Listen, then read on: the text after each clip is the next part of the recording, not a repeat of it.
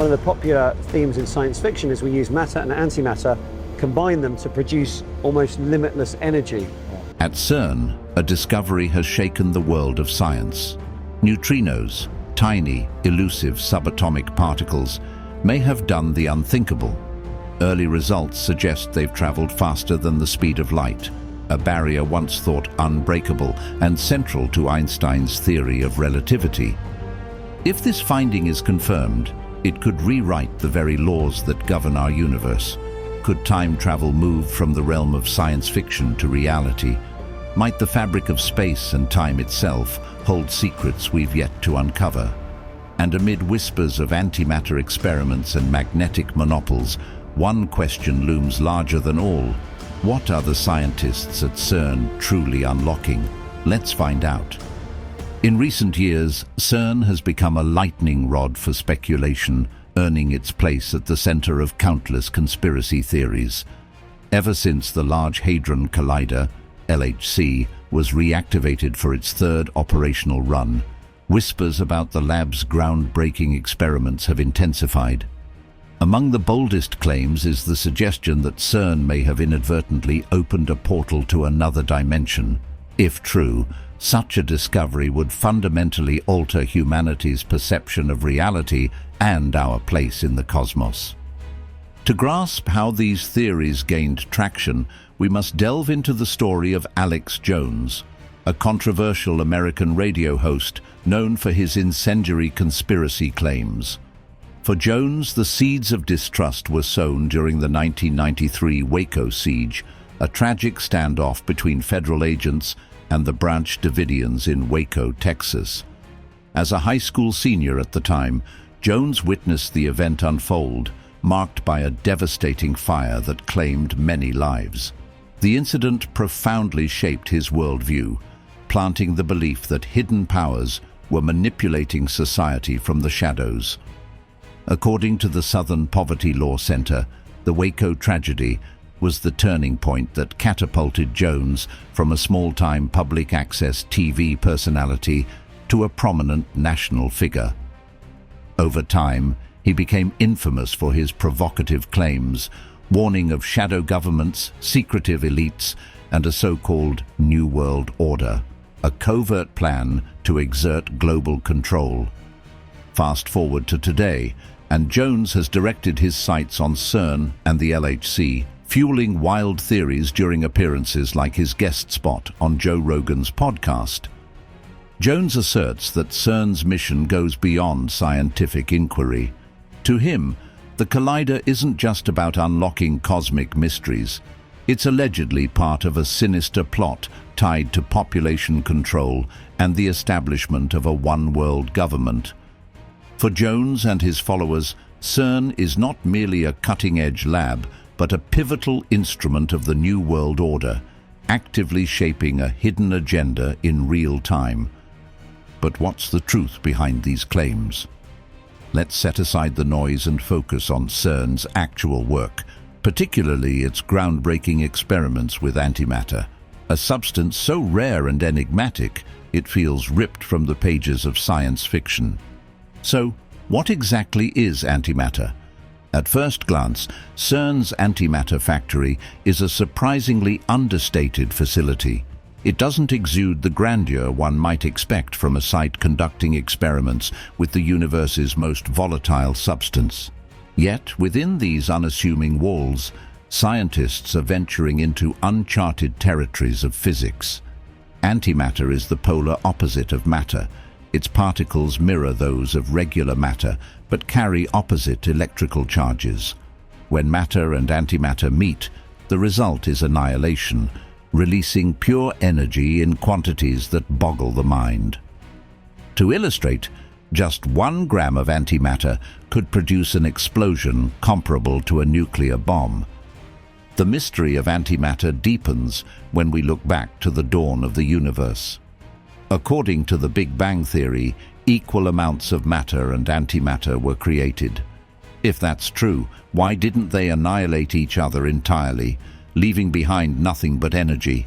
Instead, the observable universe is dominated by regular matter. Why does matter exist at all? This puzzle remains one of the most profound questions in physics, and CERN is at the forefront of efforts to unravel it. At CERN's antimatter factory, the process doesn't involve finding antimatter, it's about creating it. The journey begins with the proton synchrotron booster, where an immense beam of 10 trillion protons is accelerated to extraordinary speeds. These protons are then funneled into the proton synchrotron, a massive circular accelerator stretching 628 meters in circumference. Here, the protons are pushed to velocities just shy of the speed of light, racing through the synchrotron until they're primed for the final phase, a high-energy collision with an iridium target, one of the densest materials known to humanity. The impact is nothing short of explosive, and out of every million collisions, 4 precious antiprotons are born. However, even with such advanced technology, the results are astonishingly small.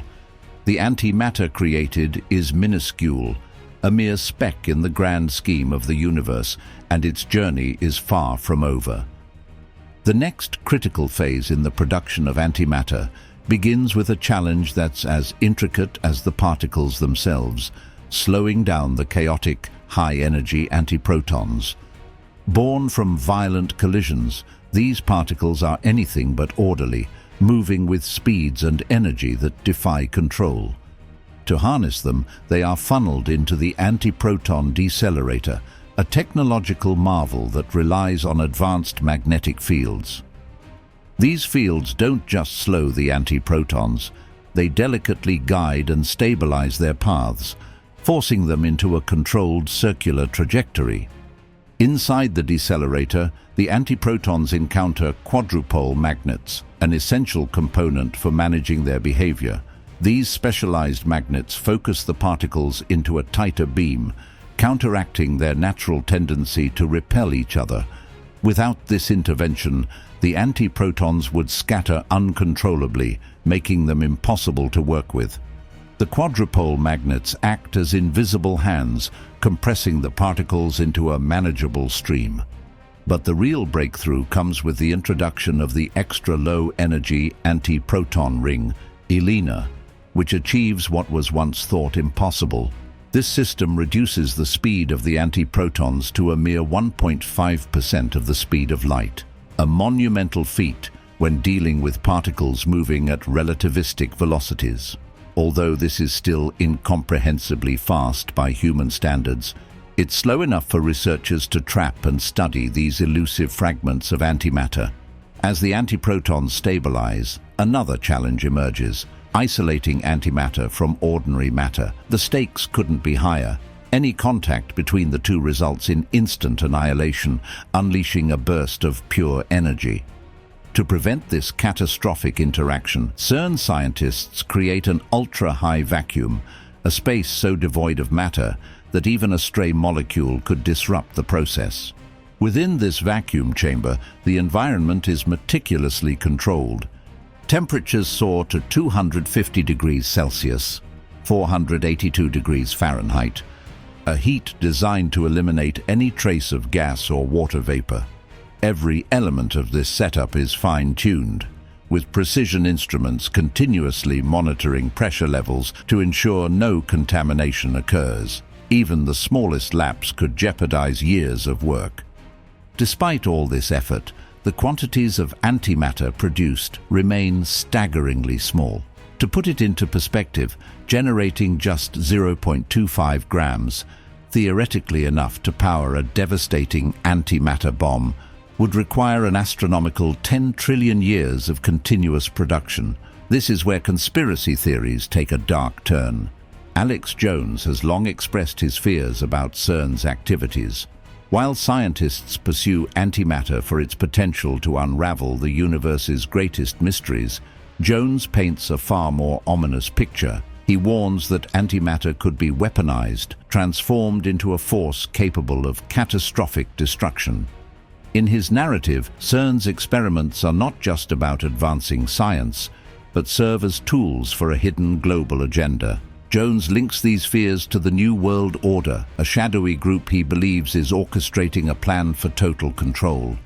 he suggests that antimatter, with its unimaginable energy potential, could become the ultimate weapon, one that could reshape the world in ways too terrifying to comprehend.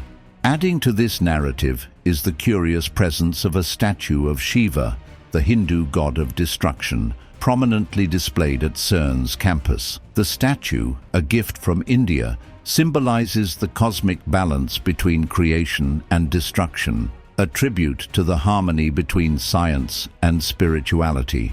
To CERN, it represents the pursuit of knowledge and the interconnected forces that govern the universe. But for Jones and his followers, the symbolism is far more unsettling. Shiva is famously known as the destroyer of worlds, and this phrase, in the context of CERN's high-stakes experiments, has taken on an ominous tone. Could the statue be more than a symbolic gesture? Could it serve as a harbinger of the dangers lurking within CERN's scientific pursuits? Jones suggests that the statue, combined with CERN's experiments, hints at deeper truths, possibly even forces beyond human comprehension. From opening portals to other dimensions, to unleashing energy too volatile to control, he warns that CERN may be crossing boundaries that should remain untouched. To him, the potential for catastrophe outweighs the promises of discovery. CERN, however, firmly denies these claims. Officials maintain that the Shiva statue is simply a cultural gift and a symbol of the eternal dance between creation and exploration. They insist their mission is purely scientific, to push the boundaries of human knowledge and illuminate the mysteries of the universe. Moving on, recently, imperial physicists at CERN have developed a groundbreaking set of experiments at the Large Hadron Collider, significantly advancing the search for elusive magnetic monopoles. While monopoles remain undiscovered, these experiments have given scientists valuable insights into their theoretical properties and refined the direction for future research. Previous efforts at the LHC and other facilities had been inconclusive, leaving many questions unanswered. However, this innovative approach, which leverages a novel production mechanism, has allowed researchers to rule out certain types of monopoles while narrowing the focus on where they might be found. In 2018, the LHC reached new frontiers when it collided heavy ions, specifically lead nuclei, creating the most powerful magnetic fields ever observed in the universe. These magnetic fields, which are up to 1 million times stronger than those in neutron stars, exist for only fractions of a second. Yet, during their brief existence, they provide an unparalleled opportunity to generate magnetic monopoles. The theoretical basis for this search stems from the Schwinger mechanism, proposed in the 1930s. This theory describes how strong electric fields can interact with quantum fluctuations in a vacuum to produce pairs of electrons and positrons, the electrical counterparts to monopoles. By extension, a sufficiently powerful magnetic field should, in theory, produce corresponding north and south monopoles. While evidence of their existence remains elusive, the concept has captivated physicists and sparked some unexpected developments. But then, in a strange twist, CERN recently made an unusual announcement. Earth's magnetic field experienced a crack, remaining open for nearly 14 hours. This rare occurrence, known as a co-rotating interaction region, CIR, happens when streams of fast and slow-moving solar wind collide within the heliosphere. The heliosphere, an enormous bubble of solar magnetic fields and solar wind, protects our planet from harmful cosmic radiation. When a CIR forms, it can create turbulent space weather, occasionally resulting in stunning auroras visible near the poles. CIRs share similarities with another solar phenomenon, coronal mass ejections, CMEs. These massive bursts of solar plasma occur when magnetic field lines on the Sun tangle and realign in a process called magnetic reconnection. The resulting explosive release of energy propels plasma and magnetic fields into space. CMEs are most commonly linked to solar flares and tend to occur during the Sun's 11-year activity cycle when solar activity peaks.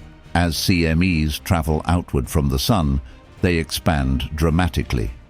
The largest of these events can occupy nearly a quarter of the distance between Earth and the Sun by the time they reach our planet. When a CME moves faster than the surrounding solar wind, it generates a shock wave that carries high-energy particles ahead of it, intensifying geomagnetic storms upon impact. These geomagnetic storms, while responsible for breathtaking auroras, come with significant risks. Historically, large CMEs have caused technological disruptions that are all the more concerning in today's interconnected world. One of the most infamous events, the Carrington event of 1859, disrupted the global telegraph system, with reports of sparks flying from telegraph equipment and fires igniting as a result. More recently, in 1989, a powerful CME accompanied by a solar flare struck Earth, triggering a massive geomagnetic storm. The entire province of Quebec, Canada, plunged into darkness for 12 hours due to a blackout caused by the storm. The event caused at least $10 million in damages to Hydro-Quebec, the province's utility provider. So, how exactly do coronal mass ejections, or CMEs, disrupt the technology we depend on every day? These solar eruptions release immense bursts of charged particles and magnetic energy, which can wreak havoc on Earth's infrastructure. One significant impact is the potential for electrical surges that overload power grids, triggering widespread blackouts. CMEs also disturb the Earth's magnetic field, leading to interference with radio transmissions and creating static in the ionosphere. This can severely affect GPS systems, which are particularly vulnerable to ionospheric disruptions. During a CME event, the charged plasma in the ionosphere can bend radio signals, causing GPS coordinates to deviate by tens of feet. While modern GPS systems are designed to correct for minor distortions, severe disturbances can overwhelm these corrections, leading to further inaccuracies. The cascading effect of this disruption impacts navigation systems across various industries, from aviation to shipping. Moreover, the high-energy particles from CMEs pose a direct threat to satellites in orbit. Those in high geosynchronous orbits, where many critical communication satellites reside, are especially at risk. These particles can cause electrical surges or physical damage to the satellite's components, leading to malfunctions or total loss. For instance, when a geomagnetic storm triggered by a CME struck, it destroyed around 40 SpaceX Starlink satellites, resulting in losses exceeding $50 million.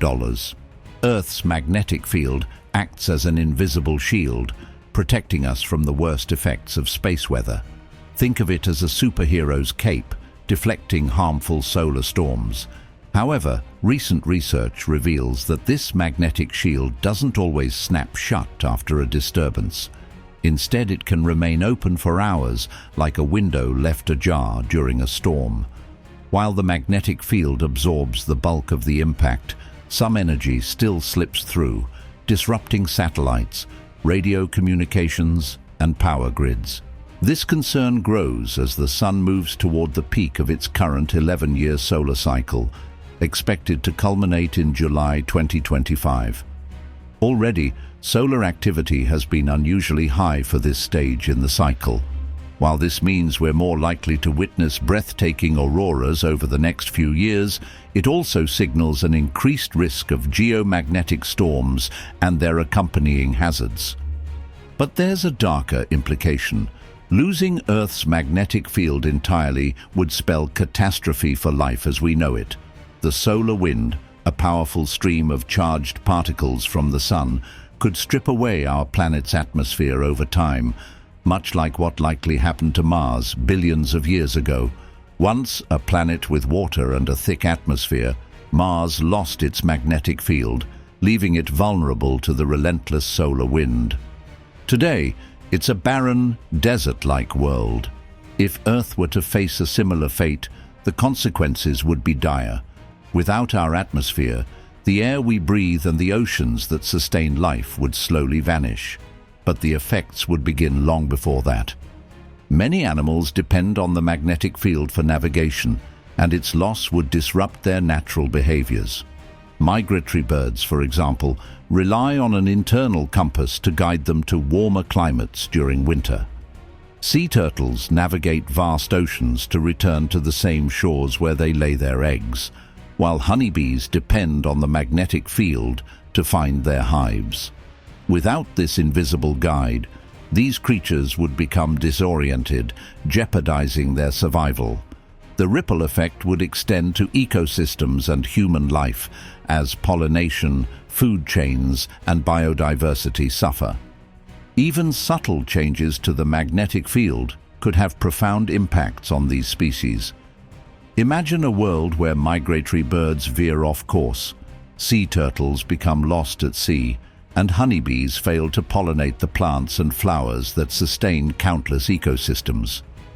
This underscores the importance of our magnetic shield, not just as a protector of technology, but as a vital component of life on Earth.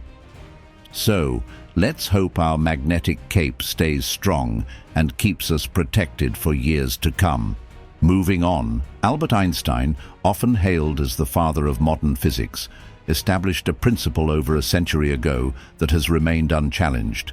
Nothing in the universe can travel faster than light, clocking in at precisely 299,792,458 meters per second. This cornerstone of his special theory of relativity has underpinned countless breakthroughs in science and technology, from GPS systems to our understanding of black holes. But what if this rule isn't as ironclad as we've always believed? At CERN, scientists recently uncovered something that could fundamentally upend this long-standing law during experiments in the 17-mile-long Large Hadron Collider. Neutrinos, nearly massless, enigmatic particles, appeared to have traveled faster than the speed of light. If this finding holds true, it could revolutionize everything we thought we understood about the universe. For decades, the realm of quantum physics has pushed the boundaries of human understanding, introducing ideas so strange they seem unreal: wormholes, extra dimensions, and even the possibility of time travel. CERN has been at the forefront of these explorations, colliding particles at near-light speeds to probe the universe's most profound mysteries. One of their most celebrated discoveries was the Higgs boson, often referred to as the God particle, a key to understanding why matter exists in its current form. But recently, scientists managed to trap antimatter for over 1,000 seconds, a feat that once seemed impossible. Now this unexpected observation of faster-than-light neutrinos has cracked open a door to a new frontier. If neutrinos can indeed surpass the speed of light, they might also defy the constraints of time, paving the way for technologies and concepts once confined to speculative fiction. The results are nothing short of astonishing. The neutrinos arrived 60 nanoseconds ahead of a beam of light, with a margin of error as slim as 10 nanoseconds. Understandably, skepticism runs high. Physicists like Chang-Ki Jung of Stony Brook University suspect a timing error, possibly linked to the GPS systems used in the measurements. Even so, the data is compelling enough to merit further scrutiny. As Carl Sagan famously said, "Extraordinary claims require extraordinary evidence." Neutrinos themselves are among the universe's most peculiar particles.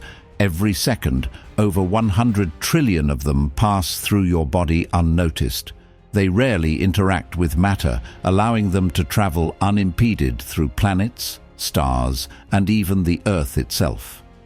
This elusive nature makes neutrinos incredibly challenging to study, but they hold clues to the universe's earliest moments and its most elusive forces. These ghostly particles originate in the fiery hearts of stars during supernovae and within high-energy environments like particle accelerators. Some date back to the Big Bang, making them the universe's ancient messengers. To detect them, scientists have built massive experiments, such as Japan's Super Kamiokande and the Ice Cube Observatory in Antarctica. These detectors rely on Cherenkov radiation, faint flashes of light created when neutrinos move faster than light through a medium, akin to the sonic boom of a supersonic jet. One particularly enigmatic source of neutrinos is a galaxy 47 million light-years away, NGC 1068. At its heart lies a ravenous black hole, devouring matter and ejecting streams of neutrinos into the cosmos. These particles traverse unfathomable distances, passing through stars and galaxies before reaching Earth. And though elusive, they hold the potential to unlock the secrets of dark matter, black holes, and the very fabric of reality itself. If you enjoyed this video, don't forget to leave a like, subscribe, and hit the notification bell. Your support helps us bring you more videos like this. Thanks for watching, and we'll see you